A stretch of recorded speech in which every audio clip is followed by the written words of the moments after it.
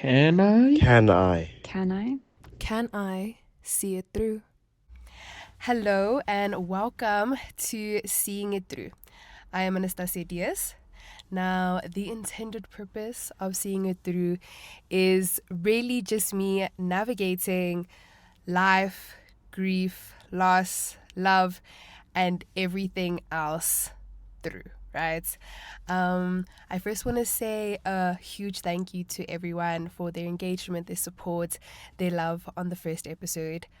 I think after releasing the first one, I was really scared because I felt so vulnerable. I felt so open, but seeing people be so honest and so kind made it a lot less scary and a lot easier to approach the second episode, because as much as speaking about my mom is something that is still quite vulnerable to me, it's also a lot easier because it's been a couple years. And today's episode is going to be about my dad. And although it is somewhat easier to speak about, it's also a lot more vulnerable.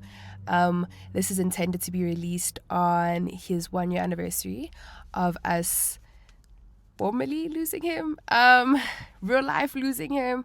And I want to get into that, Obviously, when you lose parents, it's incredibly different, right? Obviously, they're different people, they have different influences in your life, and the experience all around is very different. Now, with my father, I had a very strained relationship. And before sitting down and actually recording this episode, I had to think long and hard about how I wanted to word it, because the internet is indeed forever, and I did not want to regret how I described it, right? And I think the best way to put it is that my dad just wasn't a person that should have been a parent. And I think that's the kindest way to put it too, right? I think some people they have a lot of strengths. Just wanting kids and being there is not one of them. And I think my dad had his own strengths, but being a father and showing up was just not his forte. And it disappointed me for a very, very, very long time, okay? Like, we're talking majority of my life, right? And I think besides losing him physically last year, I had started grieving the idea of the life I would have with a father figure and the type of dad I wanted, and essentially him as a father a long time ago. But I think acknowledging it out loud to myself was really the first step that allowed me to move on, right? Because I got to about 14 and I told myself, like, I don't want to keep feeling disappointed by something I see coming. And I think for people who have very strained relationships with people they love, and particularly parents, it's something to really understand. Like, you see the disappointment coming, and at some point you realize you have the power to really disengage. So that's what I did. I sat down with myself and I said, you're simply never going to be the dad that I wanted. Obviously, I did this with myself, right? I sat down with myself and I said, what I want from this person is never going to happen. Like, he's never going to be the dad I really want. I'm never going to have that relationship. And that has to be okay. Not because it is okay, but because it's, I think, the first step of acceptance, of just being like, it is what it is, and that's okay, and that's not on me. So yeah, I sat there and I said, how can I do this right? Little old 14-year-old me was like, this is tough, guys. But I decided that in order to really be okay with who he was as a person, I had to really, how do I put this? I had to take the privileges that were assigned to really present dads, really loving dads away. So I stopped waiting for his approval. I stopped waiting for him to decide to be there and show up and get involved and just care. because that just wasn't him. So I just had to be like, that's not what I need to expect anymore. And that's not where I need to put my source of validation at. Because I had a loving parent. I had my mom, and my mom was always there to say, I'm proud of you, you're doing good, to scold me, to set me straight when I needed a sitting straight moment, you know? And so that's how I moved along. And I realized in that process that I had to mourn. I had to sit there and I had to let it go. So when he passed last year, it was like, it was like the nail in the coffin, you know? Like, it literally was that. It was this final stage of being like, wow, you're not in my life anymore. And we're done. And so with losing him last year, there was a sense of numbness, because it felt like I had been doing this repeatedly and trying to not break myself over him and expect much from him for over a decade, you know? So it was the most numbing grieving process, because it felt like it had begun so long ago. What I will say is that what made losing my father incredibly difficult wasn't obviously losing him, but the way in which it happened. So my dad was involved in a bad car crash and passed as a result. So it felt like a huge portion of this crazy grief, this crazy numb grief that I was experiencing, was every time I saw a car crash for 6 months afterwards, I would break down. And I'm not talking like a tear, I'm not talking about like a wipeable tear. No, I was full on weeping in the car. I was crying and driving, and that is never a safe thing to do. So there were so many moments where I literally had to stop and sob. And I sat there and I realized, I was like, it's not normal. Like, my siblings, they were doing that. They were like chill, you know, they were doing their own things, they were grieving in their own way, but it wasn't like me, right? And I had to put on my big old panties, and I had to sit there and be like, why am I breaking down every time? And I realized that there was still pain lingering from the relationship, because there wasn't a point of reconciliation. There was nothing now. Had really come to an end.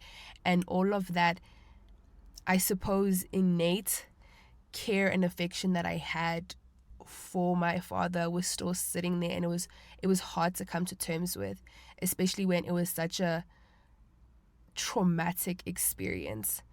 So I had to really sit down and have the continuous conversation of, why is this bothering me, and sifting through that, but also just allowing myself the space and the grace to be okay with the fact that a part of me still loved him, and not 23-year-old me, not 17-year-old me exactly, but a 6-year-old me still cared for my father, still loved my father, still wanted him to be the dad that I wanted.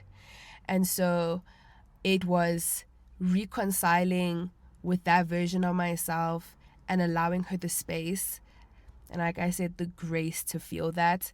Because I think sometimes when you have a strained relationship with a parent and something happens, it's almost like you don't want to care, and a part of you doesn't, but it's almost necessary to acknowledge the part that does, because it doesn't feel like if you don't do that, you won't be able to move on. At least that's what it felt like for me.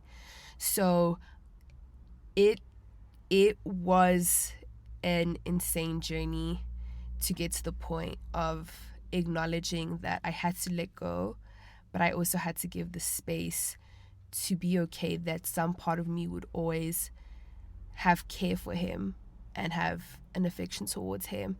And it was through that I really allowed myself to let go entirely. And I mean, it's a year now, so it's still fresh. I will say that the fact that I lost my mom first and now my dad, it has allowed the grief from my dad, in whatever capacity there still is there, to move a lot smoother, because I understand that there will be bad days and there will be good days, and the only way is to move through it and not jolt and not stay there and not try to move around it. Like, you just have to feel it through until it stops hurting, right? And in the same breath of me saying that it's smoother or there's less resistance because I understand the way my grief works, it's also a lot harder, right? So it's a little weird vibe, right? Because on the one hand, it's smoother because I understand and I have experience with grief, but it's also like, wow, this really means I'm an orphan now. And although it definitely felt like that when my mom passed, because I already had a strained relationship with my dad, and it felt like I was losing the only parent I had, the ability to print two death certificates, it's a unique feeling, but in it's a unique feeling in a very sobering way. Like, this was not official before. This is government documentation that I have that I don't have parents. And I think there's just, I don't know if there's a recovery point for that one, you know? And it's definitely changed the way I think about myself, because now it's like, oh, I just lost a parent.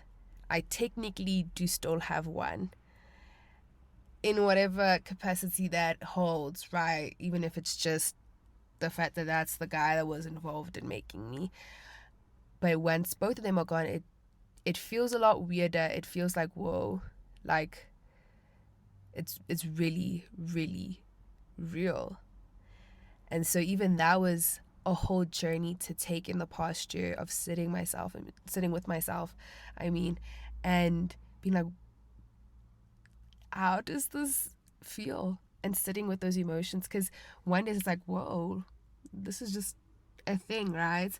And then it's like, this is so shitty, and all I could wish for right now is to have a parent. I wish that I could still have my mom, and I could still have that security and that relationship and that comfort, because acknowledging that both of them are gone means that the comfort of the idea of a parent is also gone. In the end, I want to say that losing an absent parent is really, I guess, the final stage of a relationship with them, to provide space for yourself, to provide a gentleness that you were not afforded. I just can't really imagine how being an absent parent isn't hard rejection, and being the child of an absent parent is an experience of true, unfounded, and unnecessary pain. So in losing them, I've given it the importance and the lesson of allowing myself to acknowledge it, but also to understand that I am and I was never the problem, and giving myself the closure that that is the case, and also that I don't have to hold this pain, and I can put it down, and I can allow myself to learn from the mistakes of my parents, but also to not let it label me. So yeah. Being an orphan is definitely an experience, one that I do not wish on almost anyone, but I think it has given me an opportunity to reconcile a lot of my experiences, a lot of my love, and a lot of parts of myself, I would say. It is a lifelong journey. I don't want to laugh, but like, it's so serious and it's so difficult, and acknowledging it is this weird experience. But yeah, I hope that you've enjoyed hearing me yap. I'm really excited to release this one. I feel just as vulnerable, if not more vulnerable, than releasing the first one. But thank you for helping me see it through.